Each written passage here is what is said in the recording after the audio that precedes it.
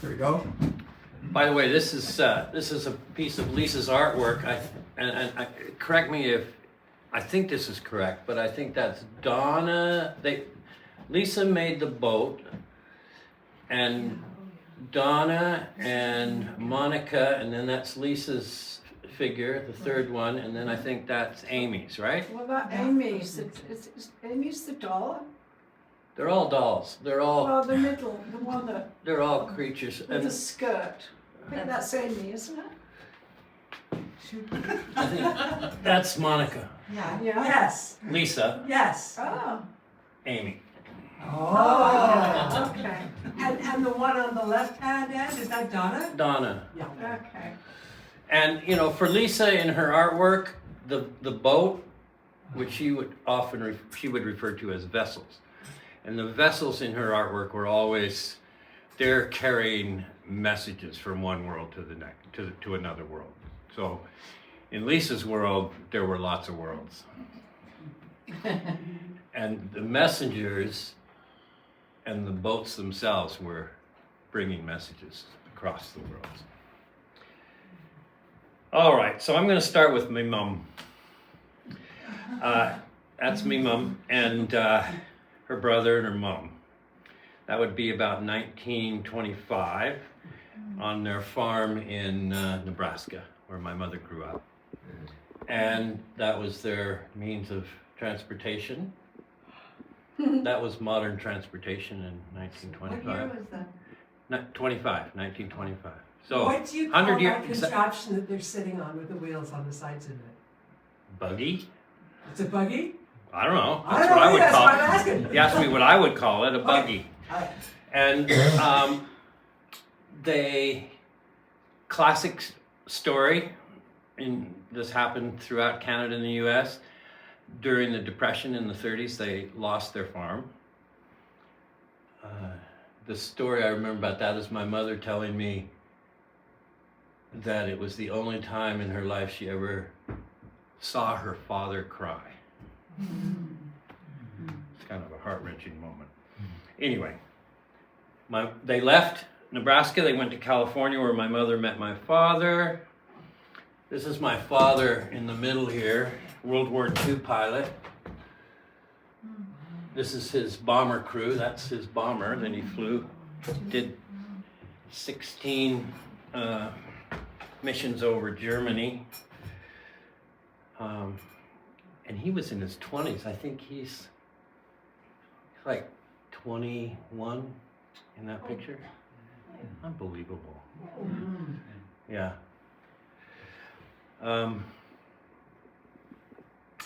And ta-da!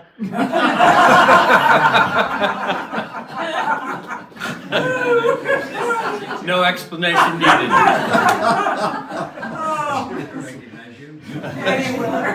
You look just the same, yeah. Not much changes. No!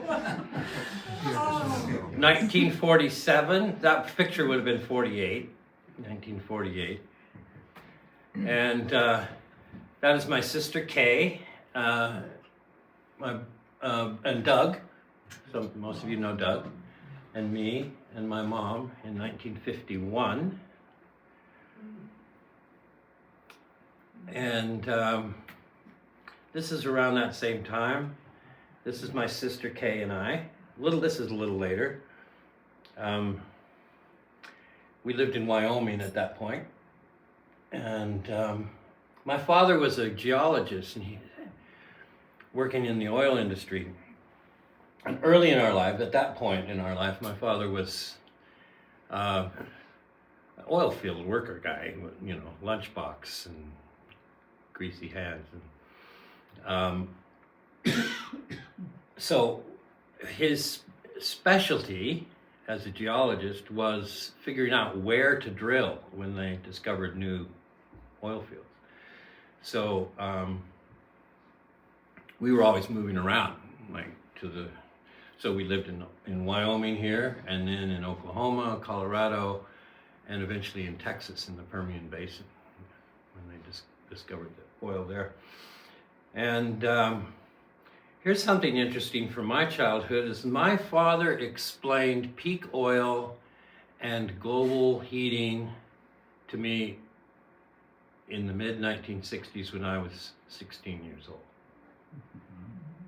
They knew exactly what was going to happen. And I remember my father saying, well, you know, we're going to have to do something because we are going to heat up the planet because we're burning all this oil and carbon dioxide. So, you know, I know that if my father knew this as just a working geologist for a small oil company, they all knew it. They all knew exactly what was about to happen. Anyway, so one thing I discovered here is because we've changed formats from pre-computers, all our photographs are photographs. So I don't have a lot of photographs that I can put on a slideshow I had to reproduce these pictures to put them on. So I'm going to skip forward through most of my childhood. But anyway, I grew up in Oklahoma and Texas and Wyoming, Colorado. I always lived in places that I could get out into the wild. And, you know, my sister and I and my brothers, we grew up being able to run free and go fishing and hike in the hills. And so that was my childhood. And I know I share that with a lot of you. And we were very fortunate to have those opportunities. Anyway, I went to university in math and physics because I'd been good at math in high school and so forth. So it just kind of seemed like the obvious thing. I was going to go to university and study math and physics. But while I was in school, a number of things happened. One, the Vietnam War was going on. And even though my father, being a World War II bomber pilot, was very, what he thought of as patriotic, and it was difficult as I became more aware of what was going on in Vietnam at that time, and there was no way I was going to join the military. So I had very different views about war and military than my father, and that did cause some friction in our family a little bit because, I mean, in his mind, he just saw it as either you're patriotic or not. And when your country calls, you go. And of course, I felt differently about it. But then something happened to me. I had a very important transition when I was in university because I was studying physics and I was working in the aerospace industry at Lockheed in Northern California, when I read really one of the most important books that had an impact on me as a young man. And that's Rachel Carson. And when I read Silent Spring, I just remember having this moment of like, oh my God. This is going to be the issue of my life, of our age. I mean, there was a strong civil rights movement at the time, there was a strong women's movement at the time, there was a peace movement, and, you know, I suddenly realized, wow, we need an ecology movement. We could solve our social problems and still really screw things up. So, as a young engineering student studying physics, working in the aerospace industry, I changed direction. And then the other thing that happened while I was in university, that's the Cuyahoga River on fire. I don't know if any of you remember that, but it's not the only river that's caught on fire. But in those days when they were just dumping factory effluents in rivers, the Cuyahoga River in Cleveland used to catch on fire, not just once. Like, I actually started looking into this, like 4 or 5 times, like the river is burning. Now, I don't know. To me, that's a message that's as crystal clear as anything. Like, when the rivers are burning, yeah, there's a problem. Right. So I really had a kind of an epiphany and changed from being on this path to being a aerospace engineer to, well, now what am I going to do? I ended up leaving school, traveling around a lot, traveled throughout India, Middle East, and Europe, North Africa, just hitchhiking, bumming around. Don't have very many pictures from those days. I was just on my own, never had much money, hitchhiking. But ultimately, I had to figure out where I was going to go, because at that point, if I went back to the U.S., I would have been arrested because I had I had failed to show up for my induction into the military, and the FBI was looking for me, and so I was a fugitive, and came to Vancouver. And at that time, I wanted to be a photographer. I had a camera, I was taking photographs. I finally got a job at a newspaper at the North Shore News in Vancouver, which was my first job in Canada. But I can say when I came to Canada and landed in Vancouver, I met people right away. I met people in the peace movement. I met people through journalism. I loved the culture right away. Never, ever once wanted to go back once I came here. And I'm very grateful. Canada's been a wonderful, wonderful place to live. And did you have any difficulty getting into the country? In those days, no. No. In those days, it was like, just walked in. Yeah.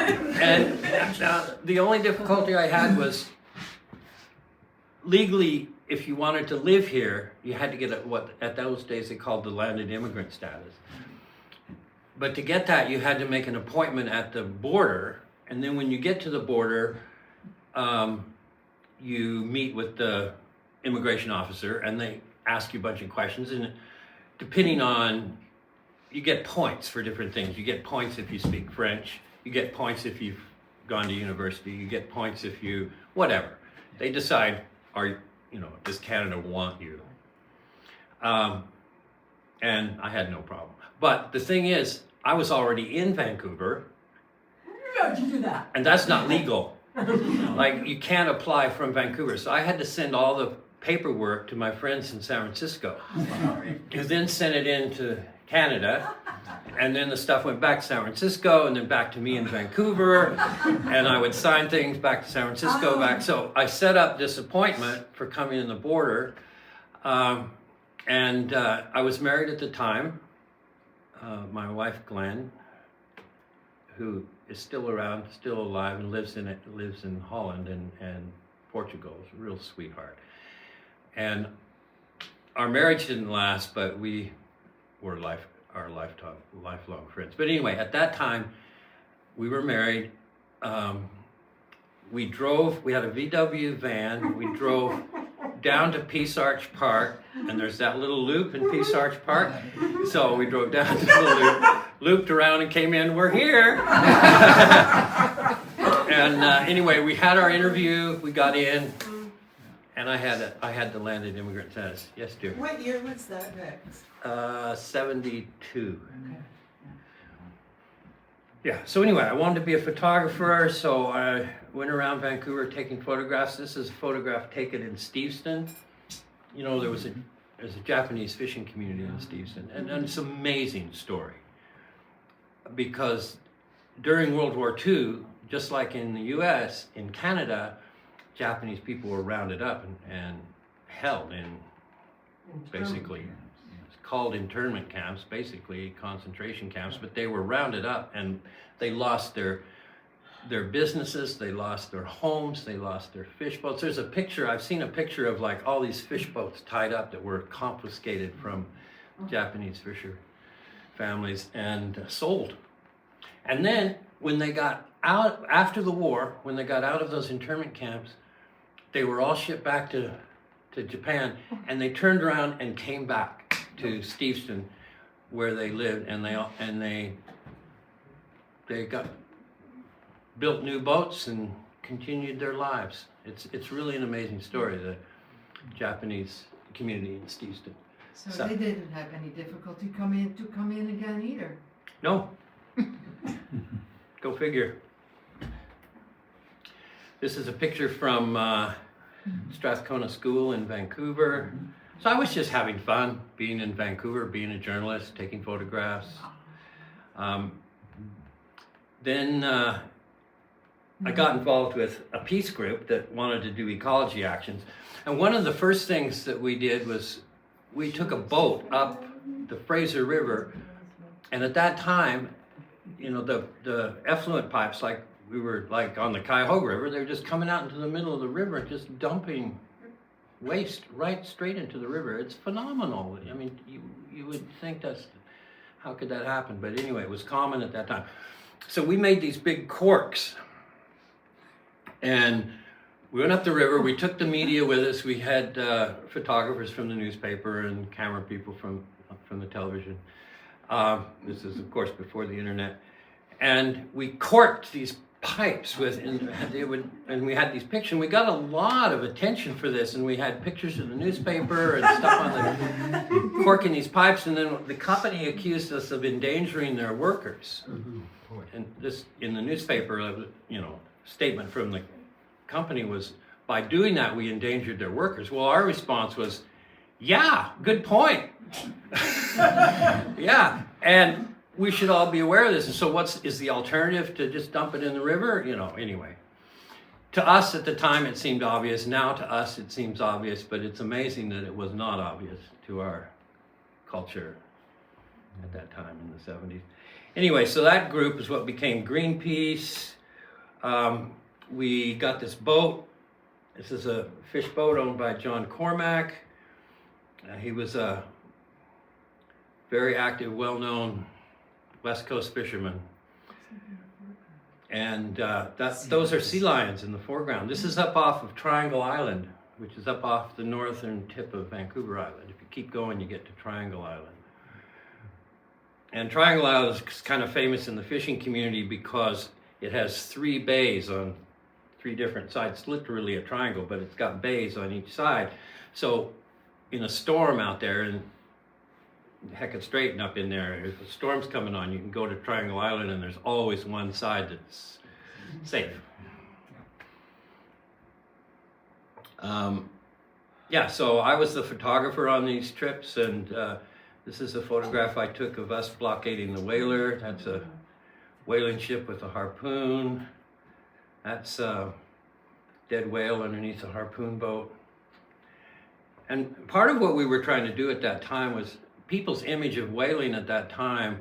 We were made aware of what was happening to the whale population by Farley Moa, who came to Vancouver promoting the book he wrote about whales, and basically told us, you know, the whale herds, the whales were down to about 5% of their peak herds. And so we realized that, or we thought at that point, well, that's an issue that we could do that would be global. And we'd done this thing, corking the pipes, and we were trying to figure out what to do ecological actions, and the whale campaign became it. But one of the things we wanted to do was, people's image of whaling was sort of the Moby Dick image of these brave little men in this boat hunting these giant leviathans. And in fact, as you can see, it was the opposite. It was the giant leviathans were the mechanical ships and the exploding harpoons, and the whales in comparison were quite small. I worked for a while in South Dakota with the Lakota people there who were trying to take some treaty land back. And this is Fool's Crow. And the reason I'm showing this picture, I stayed with their family and stayed for a while in South Dakota on the Rosebud Reservation, and Wounded Knee. But I had a really interesting moment with Fool's Crow. And you know, he said to me, because we were there, I was there with some other friends, and we were helping them, we were bringing them food, we were helping them with media, we were getting the story out of what they were doing. And so he said to me at one point, we really appreciate your help. We're really grateful that you're helping us, and et cetera, et cetera. He was being very gracious. And he said, but you know, everybody has to have a place where they belong. And ultimately, that's the place you have to protect. So he was saying, thanks for coming to help us, but where do you live? And you need to look after where you live. I thought that was a very interesting point. Well, at that point, I didn't live anywhere because I was traveled around. I lived, I was in Vancouver. I worked in the US for a while. I came back. And then I had very good friends in Vancouver, Lee and Siobhan Robinson, and they came up here to visit Kaz. And then they ended up getting work up here at Cold Mountain, more or less. That's roughly the story. So I came up to visit them, and like so many people, whoa, this is nice. And that was 1981. And Lisa and I left for a while when our boys were in school, but we came back. This is our wedding when Norm and Denise first came here. They lived in Whaletown. If you go into the ferry, just before the curve down to the Y, right there on the right. Who lives there now? That's What's the coffee shop? Coffee house. Coffee house. Melanie. Yes. Anyway, this is Leonard and marrying us at Norm and Denise's. Leonard George. Leonard George. Some of you know the George family. They're very cool. Anyway, Leonard was a friend of mine from Vancouver. We had done some things together. And I met Lisa in 1985.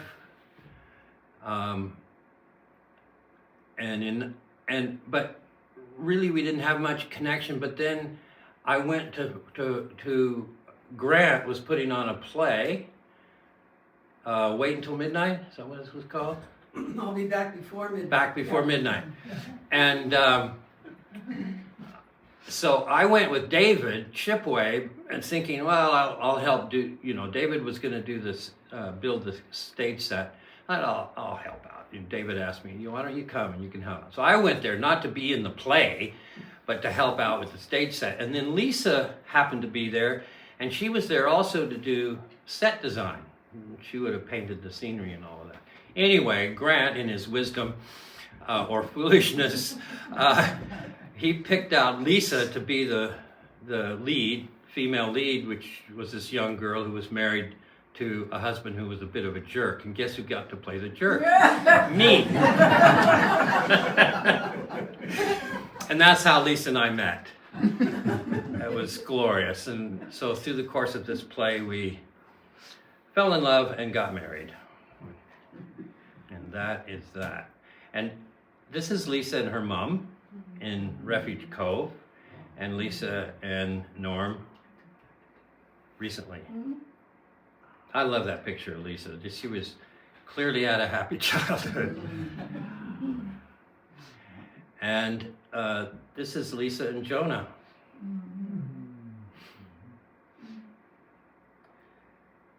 And this is, basically our life on Cortes. This is our boys at the apple harvest at Hollyhock. That would have been 94, something like that. 94, 95. So interesting how different they look, I mean, they're just so cute. I love that picture. They're just so sweet. Yeah. And then they grow up, and they're still pretty sweet. That's Jack and Jonah and Liam. Growing into strapping young men. And this is some of Lisa's art that she was doing at that time. And from the day I met Lisa, and Norm can tell you practically from the day she was born, she never stopped doing art. She was She was a true blue artist. She just never stopped. So this is stuff that she was doing in the 70s. Except not. No, not the 70s. The 80s and 90s. Yeah. Except not the one on the right, the eagle. The raven. Yeah, raven. That's an early raven. Really? Yeah. Oh, Yeah. okay. But you're right, it's later than the others. I remember these in Vancouver. Yeah. Fish. The fish. Doing the fish Yeah. when you were in Vancouver. Yeah. Every summer, Baba Olatunji came Oh, yeah. to Hollyhock, and that was a great contribution to Cortes. Yeah. Was Olatunji came, they created the rhythm band, Island Rhythm, and that's Jonah and Liam and others dancing. And so every summer, those kids grew up playing the drums and dancing. That was just a wonderful gift to this community. Mm-hmm. There they are, playing drums. Mm-hmm. And so we moved away to Vancouver, and the boys graduated from high school there. And then when the boys graduated from high school, we moved back to Cortes. And when we sold our house in Vancouver, we were moving to Cortes. We had to wait a month because there were renters in the house. So it was Lisa's idea, well, let's go to Paris, or let's go to France. So Obvious. there we are. Lisa had this. That's Lisa in her favorite situation, which is with her boys, with her family. She was happy, as you can see. We had so much fun. It was really, really nice to take a little family holiday. And we moved back to Cortes. And A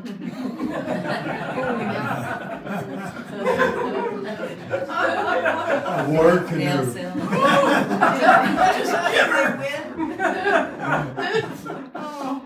Jonah and Devin, Saving a whale. they had a pretty good boat and they did well. They came in second to the McKintys. Those McKintys knew how to build the proper boats. Gotta hand it to them. And this is some of my students. I began doing tutoring. There's, like, you'll recognize a lot of these kids. There's Laura. There's Seamus, Rose. I believe that's Rose. Yeah, there's Angus. Tosh. Oh, and there's Tosh in the back, and there's Lily over there on the left. Yeah. That's a bit sad. But anyway, we've watched these kids grow up, and it's been a wonderful thing too on Cortes, is watching the families grow up. And when we came back from Vancouver, one of the biggest shocks was to see all these kids that I hadn't seen since they were, little, 5 and 6 years old, and suddenly they're like big grown-up kids getting married and having their own families.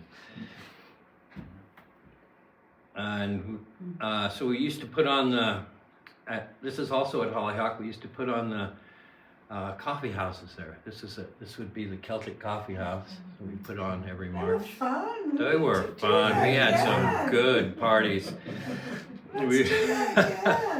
In those days, you could go to the cop shop on Quadra, get a liquor license. So I would get like 5 or 6 for the winter, and you just fill it out, and it's like boom, boom, boom. Yeah, okay, that was it, right? And so we would set up a bar.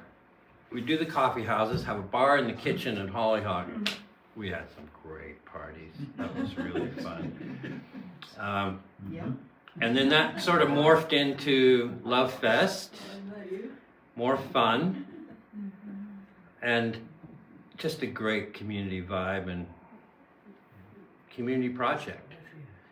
And here we go. And then I got involved with some more theater, and this next thing is me and George Cirque, who's here today, performing a little play written from the dialogue from Norm's book, Sea Without Shores, and The Talking Dog. And so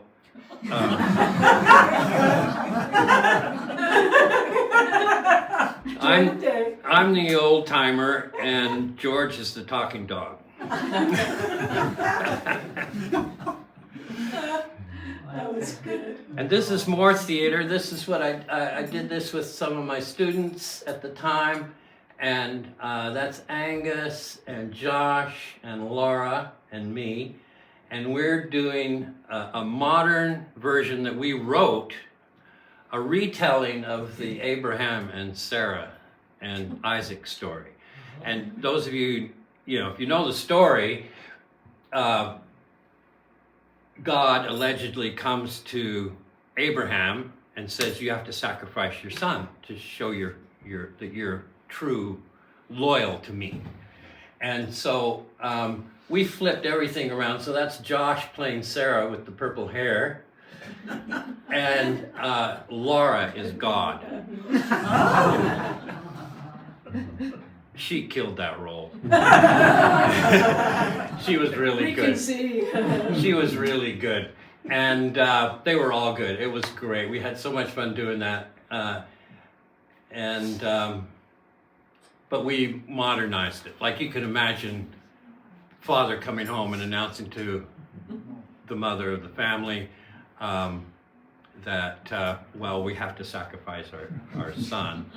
And so, of course, Sarah's response in our version is, are you fucking kidding me? So it sort of goes from there. Great story. Angus being Isaac. We really had fun doing that. That was and Hanya was our director. Mm-hmm. Yeah. She was great. And you were Abraham? That's me as Abraham. Yeah.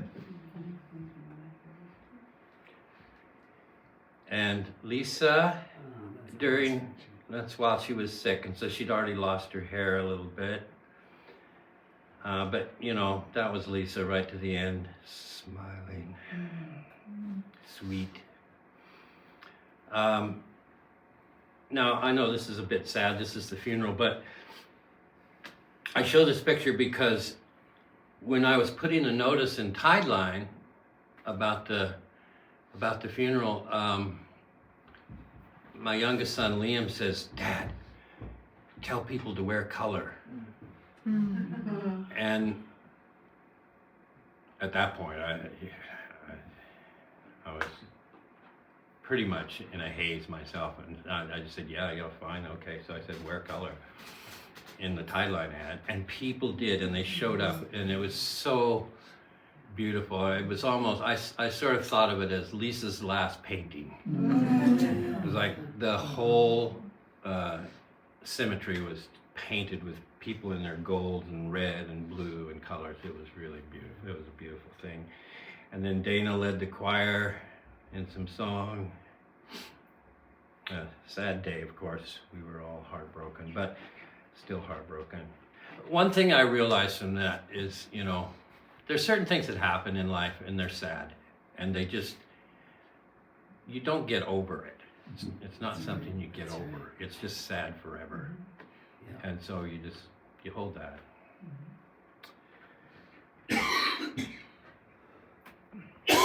And then that's my first granddaughter with Jack, my oldest son. Picture. Did you take that? No, his partner Jessica took that picture. Isn't that gorgeous? Isn't that sweet? Wow. That's me and little Tallulah Rose. She's now 7 months old. So that's my life now. Finally a grandfather. And that was really a good thing. Grandchild can really give the moment. Yeah, and sort of the cycle of life, and you sort of things go on, things pass, and but here we are. So that's my story of coming home to Cortes and finding Cortes, and I have no other home. This is it. And what's next, Rex? What's next? It's a cemetery. Who said that? Rita. Well, He's not moving anywhere else. yeah, next is me going to the cemetery. That's right. But in between, I don't know. I've sold my house and I'm renting the downstairs of my house. So I managed to sell my house and I don't have to move. Perfect. And I've got a 10-year lease. And the woman who bought it, Kelly, is a friend of Andre Block's. She lives in Berkeley, but she's thinking of moving here. And she's really nice. She's really sweet. So it's nice that the house is in the hands of somebody that I know our whole community will appreciate. And the fact that I get to live there, and all my boys and little Tallulah, and they're all in Victoria. And so I go there a lot now. I go to Victoria to see them and to see little Tallulah, and so I'm on the road a bit going to Victoria, but it's not that hard. You can get to if I leave, on the first ferry, I'm there for lunch. Yeah. And the reverse also true. I mean, I can leave from Victoria and get back here on the 1 o'clock. Really? Gotta leave early. Anyway, that's my story, and how I got here. And I'm so grateful. I love this community. I love this as a place to live. I honestly think, from what I know about the world, we live in one of the best locations, best places, best communities we could, anywhere in the world. Yeah. We're so blessed to be Yeah. here, and I'm so grateful. But if there's any other thoughts, questions, ideas, let me know. You didn't talk about any of those daring things you did when you were in Greenpeace. The most recent I remember was on Vancouver Island in the dead of night, going by boat and hanging Greenpeace signs way up on that building, which is a cement building right in the middle of not Gastown, Vancouver Island, Victoria. Granville Island, no, Granville Island, yeah. I mean, I remember you telling that story. That was quite a story. And, this is just, it wasn't that long ago. We You did a was lot of getting on. we did a few daring things, and it was a fun time, and we were a little bit wild, a little bit crazy,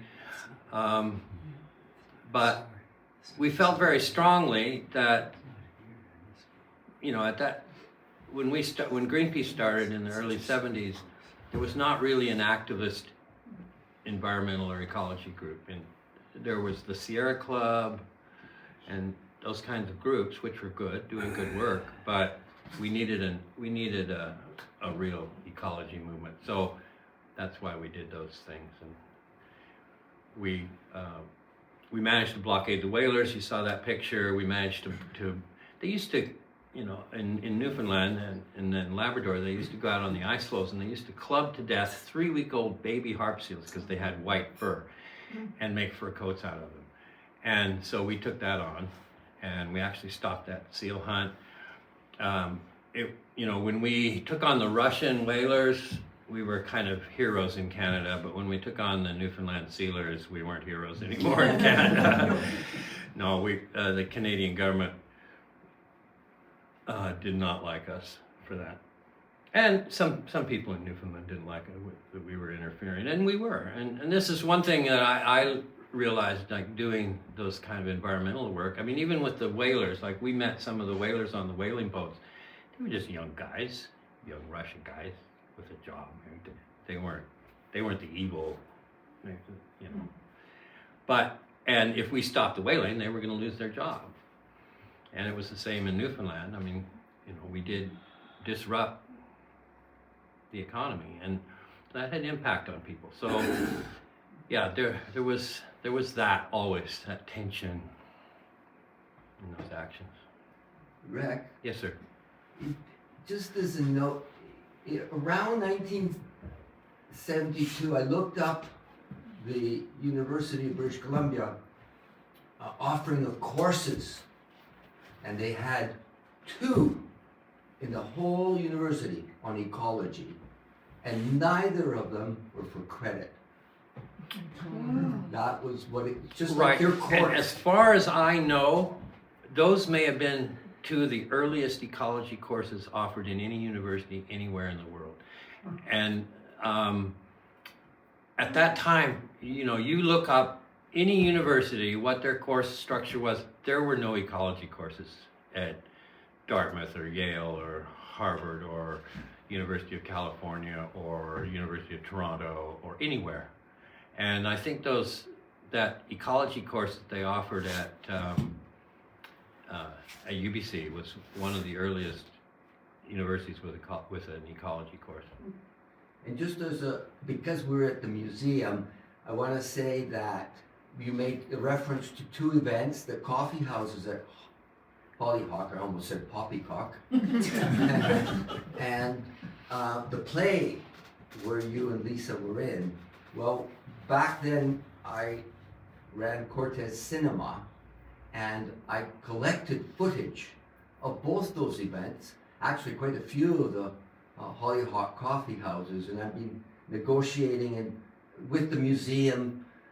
You know, I'm going to get these transfers, and the museum has agreed to send a letter supporting me when I apply for a grant on it. But hopefully, these will come out of the vaults and be available for people to see.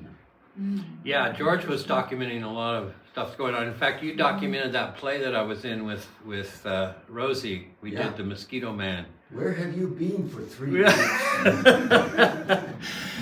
Rose Woolridge and I did a play with Stone Age era couple. It was pretty funny, and George captured that one as well. I did it twice. I did it when you did it on the stage, and then I did it over at Izzy's against the rock wall. Right. And I think one of my favorite lines from Rosie was, "You're in the cave, and she says to you, 'A few walls would help this place.'"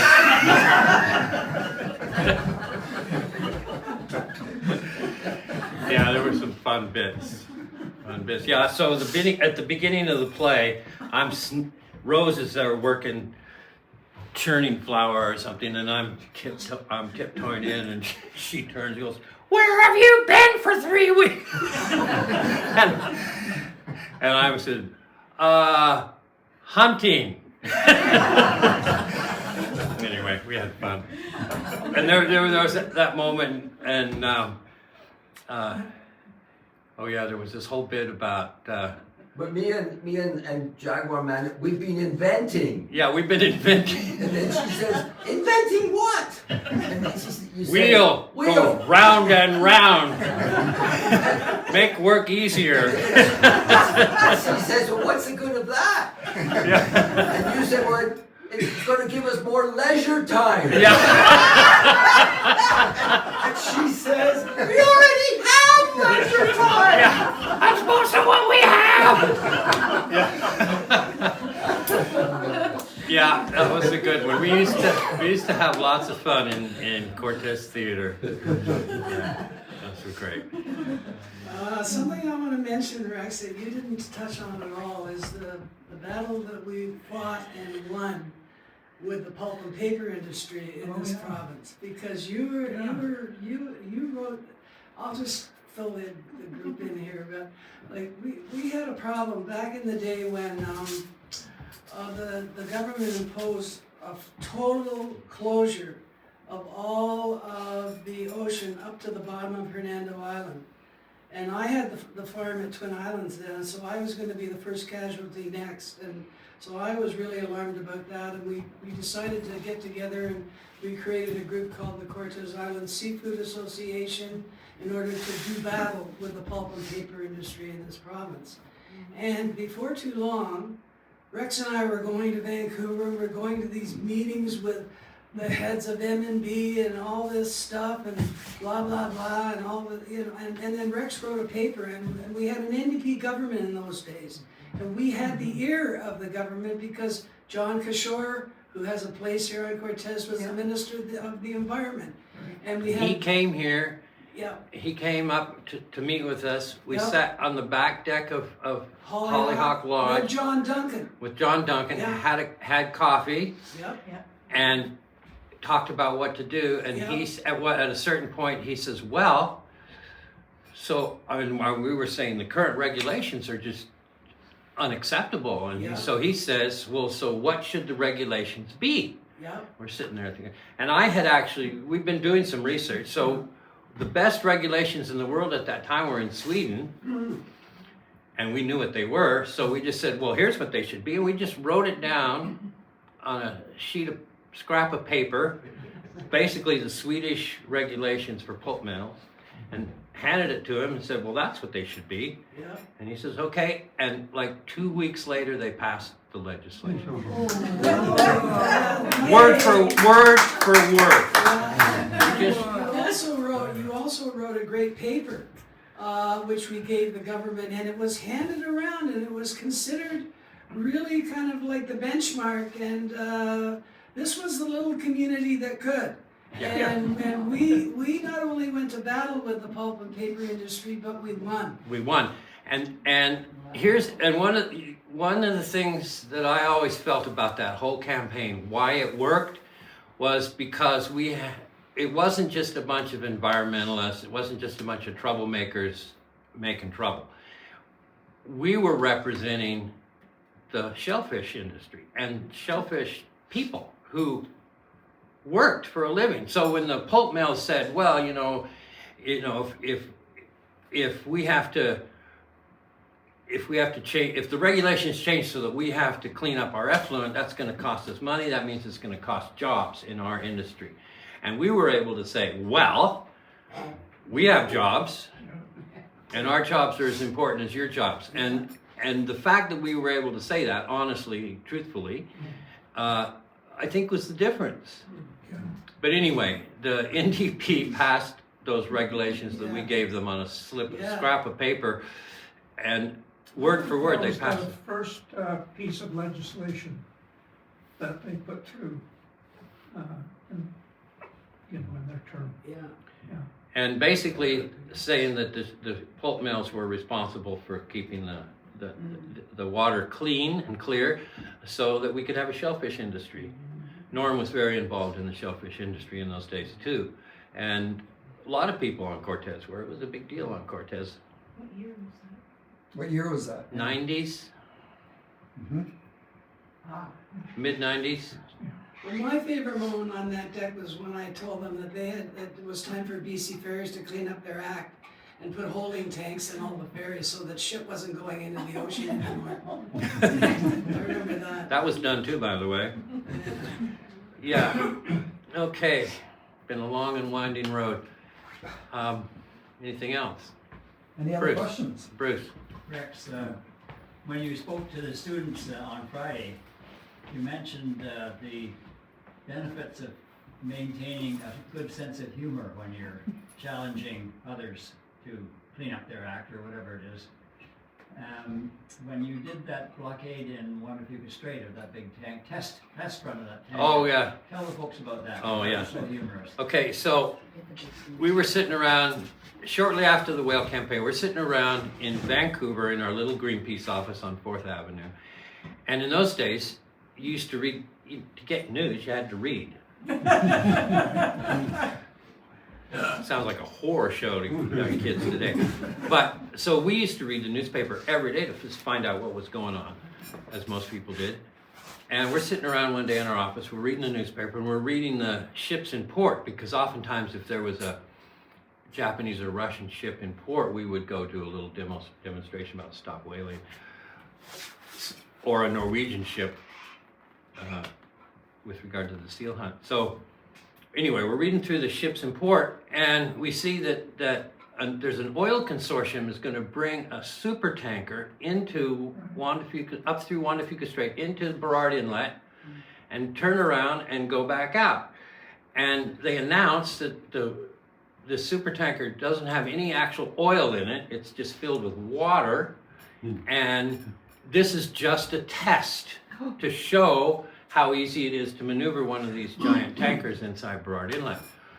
So we're reading this and going, I'm gonna bring a super tanker in here? It's just a test. And at that time, our office manager was what I would have then called an elder woman. She was probably younger than I am now, but she was our elder, and she was our office manager, and she was sort of like our surrogate mom. She took care of us, and we were kind of crazy young kids, and she was a stabilizing force in early Greenpeace. She ran our office. And so we're reading this.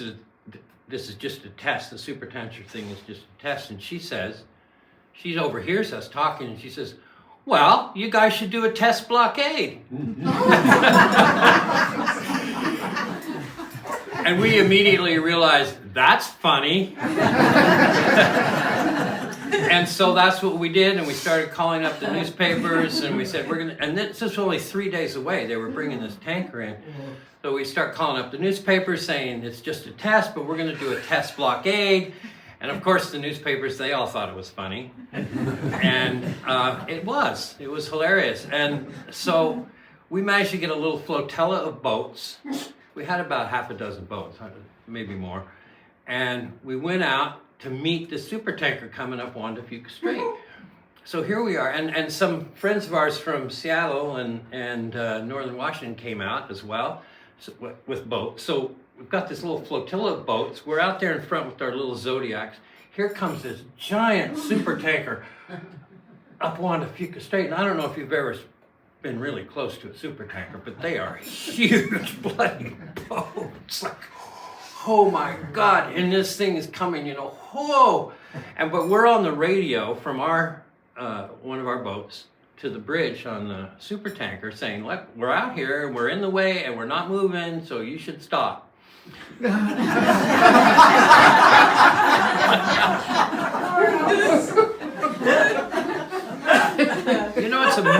It's amazing what you can get away with. But they did. They stopped. And so here's this giant super tanker stopped dead in the water in the middle of Juan de Fuca Strait. Now, of course, this is illegal. We are interfering with normal traffic. And so the American Coast Guard was out there, and they had these cutters. And they were going around. So they came in to arrest us. And so we're in the little Zodiac, and they come in, and we say, yeah, well, it's just a test. We're telling them it's just a test. And anyway, they handcuffed us, and they took us into Everett, north of Seattle, and we were going to go into the jail in Everett. And we get into Everett, and we go up to the wharf there in Everett, and there's film cameras there, because of course we're making phone calls from our boat going, well, our guys have been arrested, we're coming in, we're going to be in Everett, in 15 minutes or whatever. So the media was out there, the television cameras were out there rolling. So we come up onto the wharf in our handcuffs, and we're going, it's okay, it's just a test, it's just a test. We're testing the handcuffs, they work really well. And we're going to go test the Everett jail. So we just kept this going through the whole thing. So we're in jail, and the cops were actually, my feeling was they were sort of more or less on our side. Like, they weren't being aggressive at all. Like, we went into the jail, and they had this big holding tank about the size of this room, and they put us all in there. I think there were 14 of us arrested. They just put us all in there. And we're saying it's okay because it's just a test, and we're we'll be out of here soon. And sorry for the inconvenience, but it was late in the evening. So if you're in jail in the evening, they have to feed you. So one of the cops in Everett went out, and he comes back with this two giant bags from McDonald's.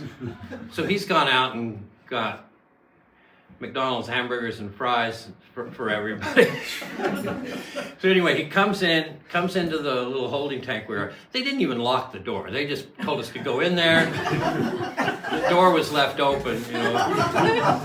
The good old days. Good old days. And so this guy comes in with these 2 bags from McDonald's, sets them down in the middle of the table, and he goes, "There, test that."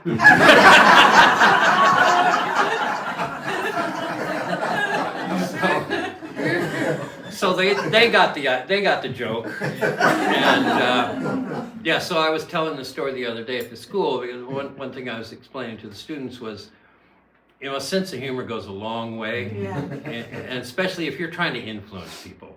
Like if you're too serious and take yourself too seriously, you know, it's not as effective. And if you have a little humility and a little sense of humor, it goes a long way in getting things done. Sometimes you have to be a little more aggressive, but anyway. Yeah, the test blockade. That's one of my favorite campaigns we ever did. That was really a good one. And the other thing about that is you never know where the good ideas are going to come from either. This just comes from Julie off the top of her head, who you know, the office manager. So, yeah. All right. Story. Bless your heart.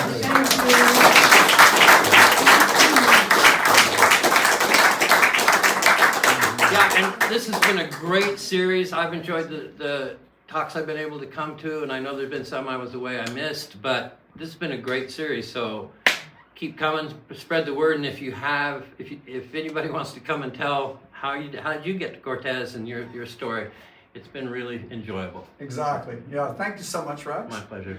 And it's been, you know, you've said a few things here that made me want to share with the group here. So the value of these things is beyond, there's ripple effects. You know, if we look back and we hear the stories about cultural events on Cortes in the past, there's the possibility and an opportunity to plant some seeds and go, hey, yeah, we could do that again. Or we could do something different that's similar and build on that experience. And I think these stories help reinforce and build the culture.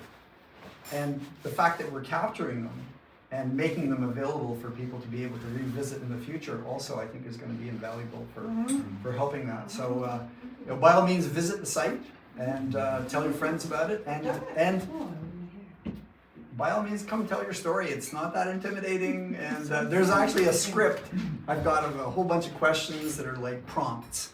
So you know, if you go, oh, I don't know what to say, it's like, okay, well, they go, oh, I like that question. There you go. Yeah, it's a good prompt. Yeah. So thank you all very much. And like I said earlier, there's going to be there's refreshments that are out there, and hang around and mingle and have enjoy a cup the rest of tea. of your day. Thank you. Thanks.